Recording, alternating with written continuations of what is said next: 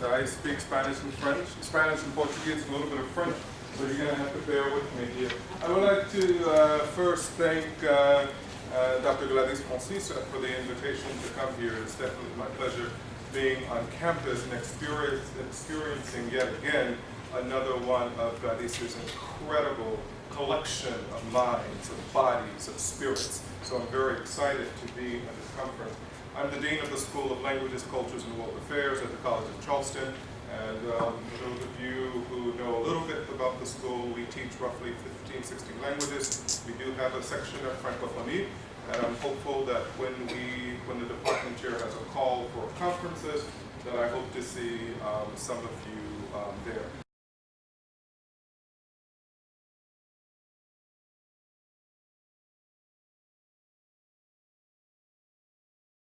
Restored fully with a new head, nor have the inscriptions in Martinican Creole demanding to respect the memory of the slaves and the red paint covering the statue being cleaned up. Indeed, even though the statue went through a cycle of restorations that were actually quite major renovations, in 2010, the decapitated head and the blood red paint permanently actualized the ideological and political message sent by this symbolic gesture, as if the full restoration had become an impossible gesture. I want to point out that in 1992, so a year after the statue was beheaded, the French government officially acknowledged the statue of Josephine as a national heritage site. Hence, as a site protected by a state procedure on account of its importance to France's historical and cultural heritage, the head should have been replaced during the course of the 2010 renovations. However, it has not been the case. So as you can see here, this is the statue before the 2010 renovations. And here you have the pedestal of the renovated statue. Here, the name Josephine that used to be on the pedestal is erased. So the name is erased from history. So basically what you see here, what is really interesting is that the previous, let's say, beheaded statue had the name Josephine, but after the renovations, a second course of deterioration happened, and it's the name that disappears. So overall, the beheading statue, yet renovated, the newly defaced continuously generates bemusement from tourists, but most importantly, passionate and compelling debates among politicians, the general population of Martinique, scholars, and contemporary artists, and now contemporary artists who now consider somehow the beheaded statue as a piece of contemporary art.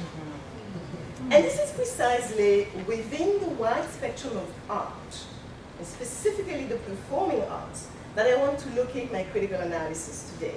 And I want to locate a critical analysis of the palimpsestic subtexts that are stitched on this beheaded statue and that are evidently embedded within the traumatic memory of slavery.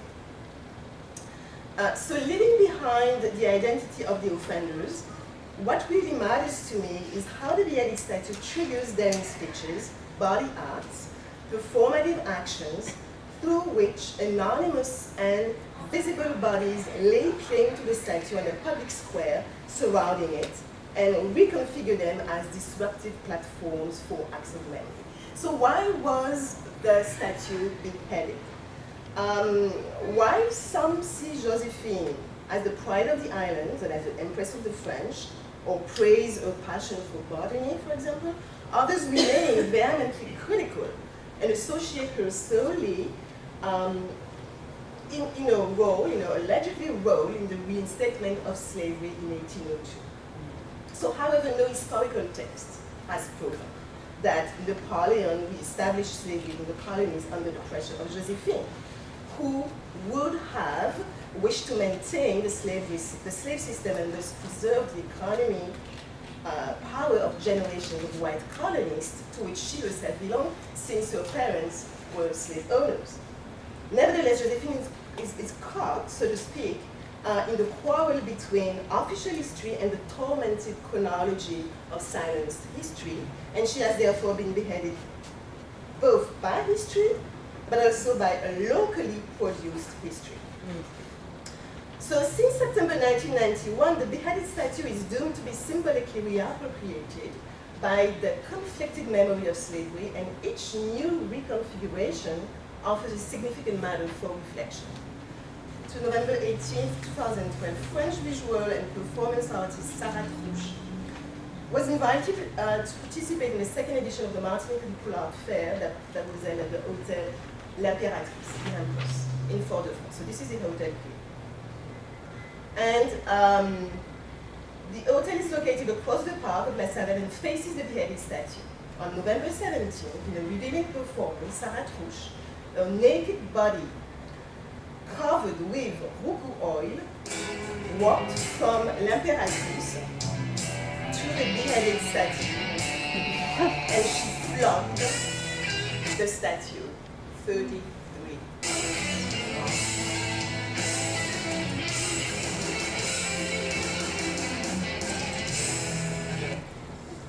There is nudity, I'm sorry, but that's...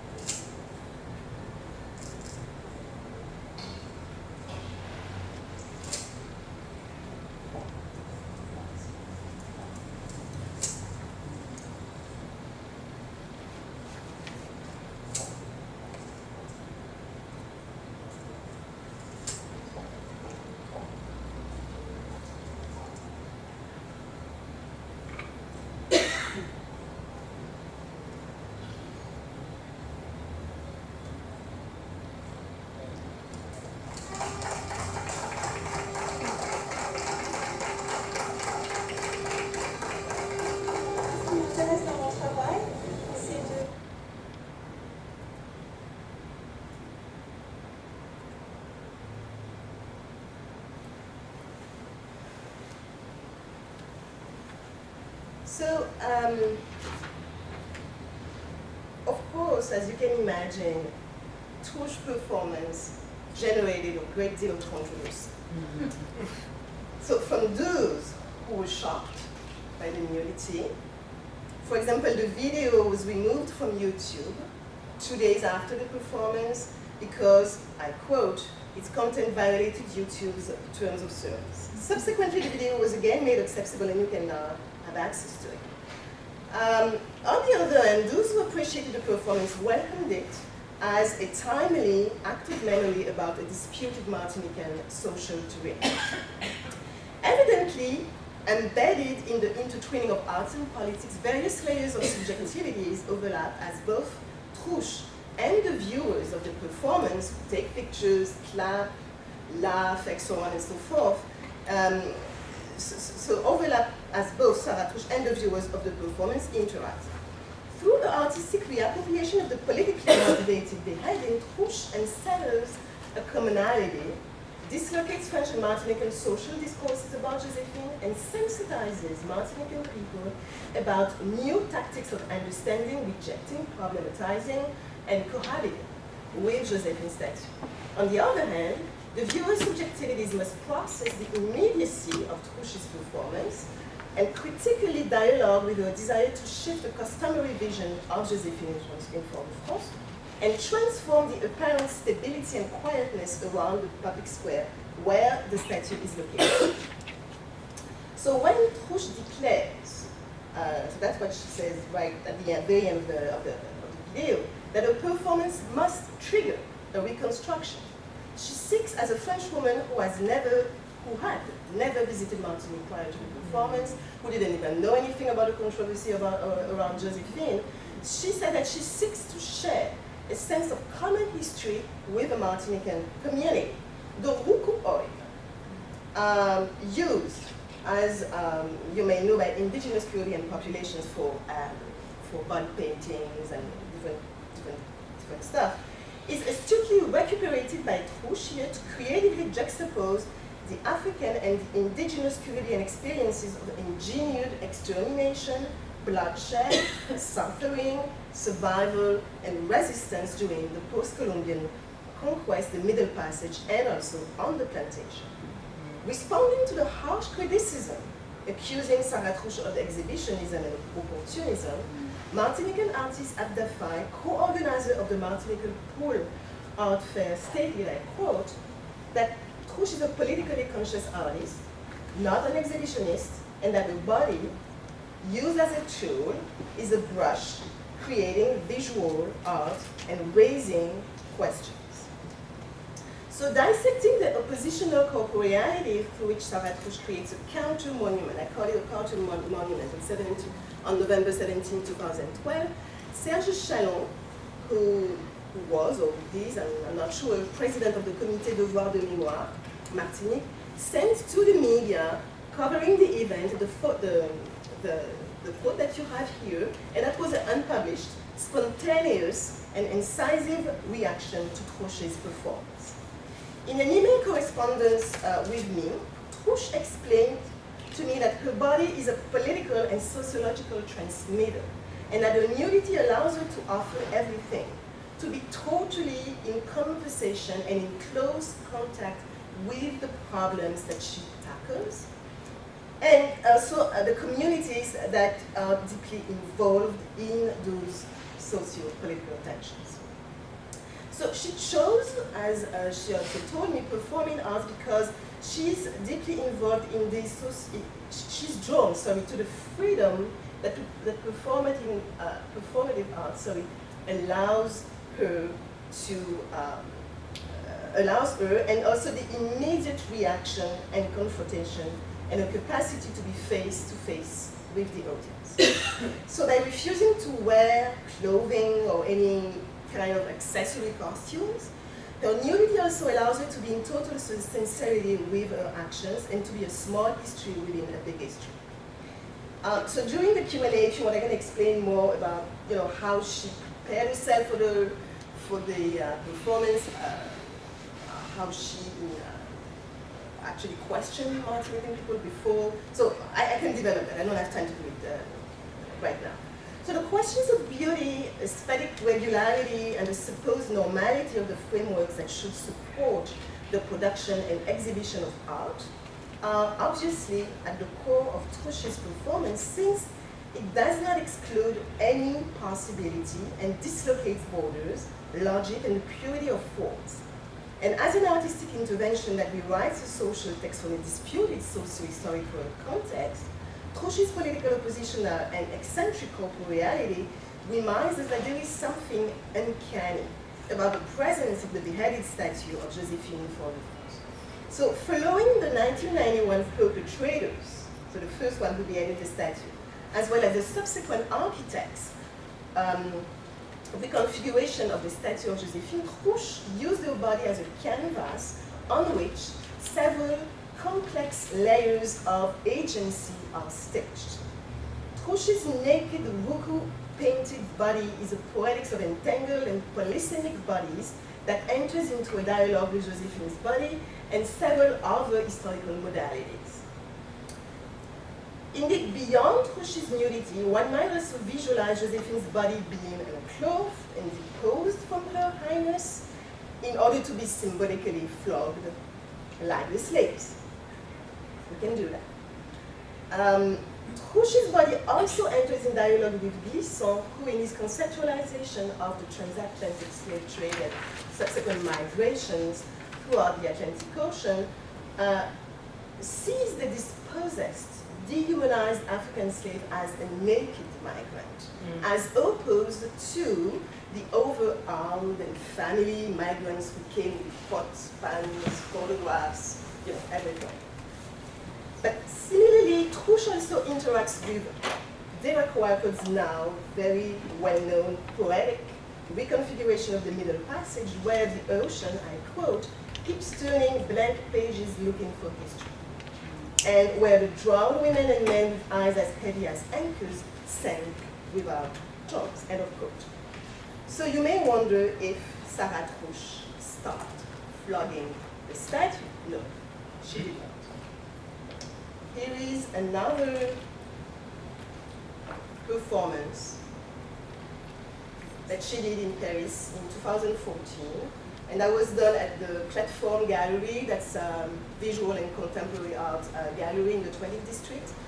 And she did this performance. Let me explain very briefly the context. Here you have, so she painted those two, okay, those two portraits of Josephine, and they express a certain duality, the negative and the positive. And all this is all the ambiguity surrounding Josephine. And what I would say also is that those paintings are paintings by some kind of a satirical reproduction of François Gérard's official painting of the imperial family and Josephine, of course. And I think that Gérard also painted several dignitaries from the First Empire. Let me show you very briefly, because I'm running out of time.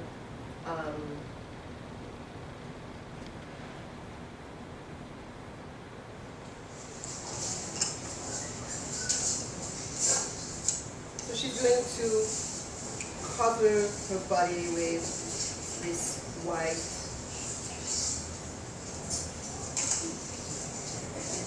you can see the braids, African braids. Okay, let me go quickly through.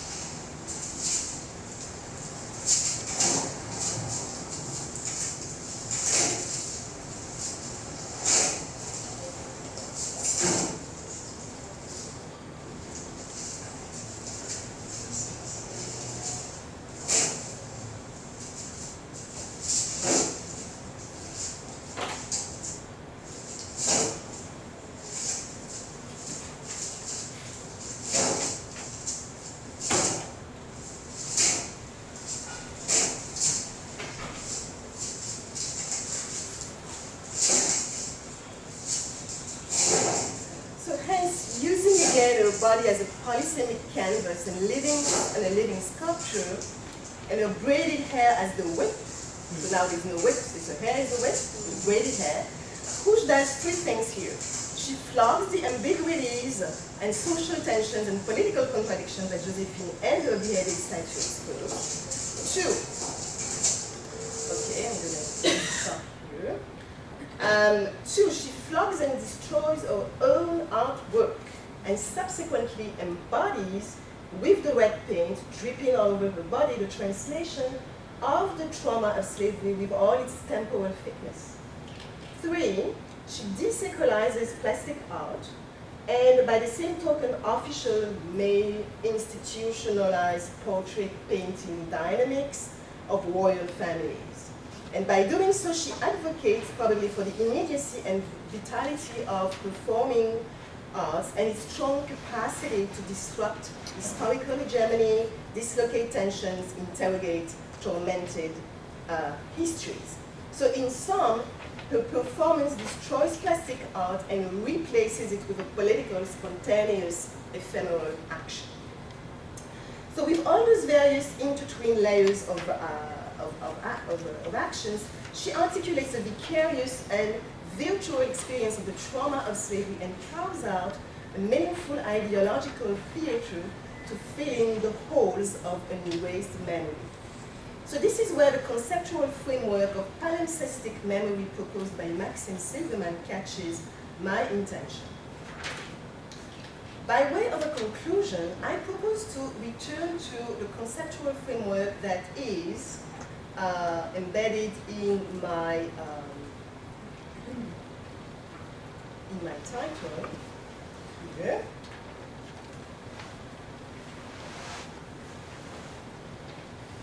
Okay. So I return to this conceptual framework, and some of you might probably recognize here two concepts by Dominique working out and acting, acting out and working through. So by working through, Lacapra means working on the post-traumatic symptoms in order to mitigate the effects of trauma by generating counter forces to compulsive repetitions. Lacapra uses the notion of acting out to identify these repetitions. He specifies, however, that working through does not suggest a total positive redemption and a healing of traumatic wounds, and that working through the trauma is not a successful resolution, whereas acting out would not lead to any positive transformation or healing. In other words, there is no simplistic close division between the two paradigms, and there is constantly an intertwining between acting out and working through. So the first 1991 act of memory gives Trouche access to a public space full of tension. And by occupying this space with a provocative body, she stitches several layers of trauma, silences of history, and then she acts out. She repeats this unbearable, inhuman, traumatic punishment of flogging during the times of slavery. Hence, she acts out, namely she flogs out the beheaded statue 33 times, and this is where your idea of movement, Gladys, is particularly interesting here. And she does so in front of an audience in Martinique who has an awareness of the trauma of slavery and who knows what flogging is. So what she does is that she manipulates two subjectivities, so her own subjectivity and the subjectivity of the audience. So as a virtual and also a vicarious secondary witness of trauma, she works through a possible dialogue between two communities, one in mainland France and one in Martinique, around an entangled and what seems to be an impossible reflection on the trauma of slavery. And because it is impossible and entangled, it's at the stage of nœud de mémoire that I call actually a post-contact memory disorder. So I craft that around PTSD, post-traumatic stress disorder. And I can explain that later during the Q&A. Final conclusion. So as Michel Rolf-Trouillot observes in Silence in the Past, theories of history grossly underestimate the size, the relevance, and the complexity of the overlapping sites where history is produced, notably outside of academia. We are all, says Trouillot, amateurs, historians with various degrees of awareness about our production, and universities and university presses are not the only loci of production of historical narrative. End of quote. So the crisis of representation that trauma and memory cause necessarily trigger all kinds of possibilities, and this is what, to me, Sarah Trouche does here, because she is somehow an amateur historian, to quote Trouillot, but she's also a vicarious and virtual secondary witness who imaginatively puts herself in the victim's position, and doing so she's some kind of a surrogate victim, while acknowledging that she cannot fully take the victims. Thank you.